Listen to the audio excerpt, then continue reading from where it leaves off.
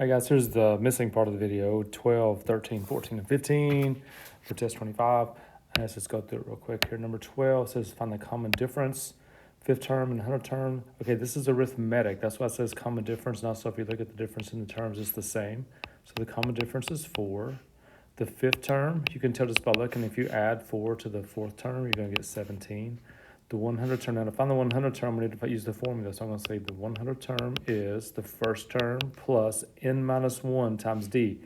N is how many terms? So 100 minus 1 is 99 times d, which is 4.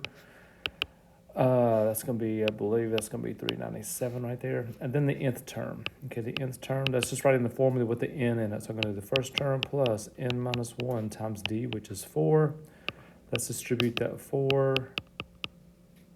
That's a 4 in right there, sorry about that.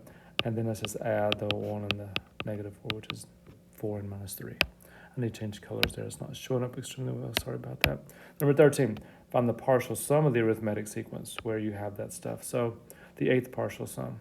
So you do how many terms there are, which is 8 over 2. And then you do the first term plus the last term.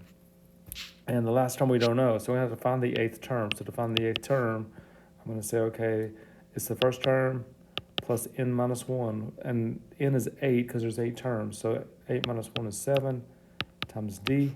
That's going to give me 65. Now, that's not the answer, but that's my last term, which goes into this formula right here. So I end up getting 4 times 165. Let's see, 640 and 20. I believe that's 660. All right. Number 14, find this sum. Okay, so again, it's arithmetic because the difference is the same. It's increased by 3 halves. So I'm going to go to the sum of, I don't know how many this time. So the first term is negative 3. The last term is 30. What I don't know is what is n. So again, I'm going to have to do that formula where I'm using this formula, the original formula. I'm going to change colors again. I don't know why I changed anyway. AN stands for last term, where the last term is 30. A1 is first term, that's negative 3. I'm looking for n. D, they're increasing right there by 3 halves. So I'm going to put 3 halves there. That's supposed to be 3 halves. Move the 3 over, it's 33. N minus 1 times 3 halves. Now to move that 3 halves, you can divide both sides by 3 halves, which means you're really multiplying by reciprocal of 3 halves, which is 2/3. 2/3 of 33 is 22. Move that 1 over, that's 23. So there's 23 terms, so I'm going to put the 23 right there. I'm going to punch all that in my calculator and see what I get. I'm getting 310.5 right there. All right, and the last one, number 15. Combine all those logs into a single log. Okay, when it says combine, they want one log only.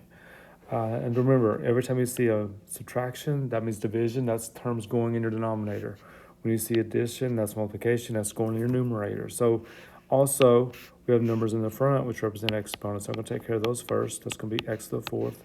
The 1/3 power, remember, bottom is the root, top is the power. That means cube root of x plus 1. And then that 2 in the front right there is x minus 1 squared.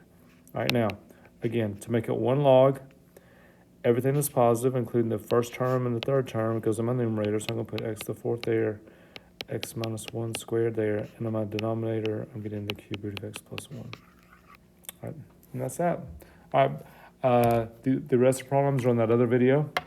Hope it helps. Hope you do great tomorrow. Finish strong. See you, bye.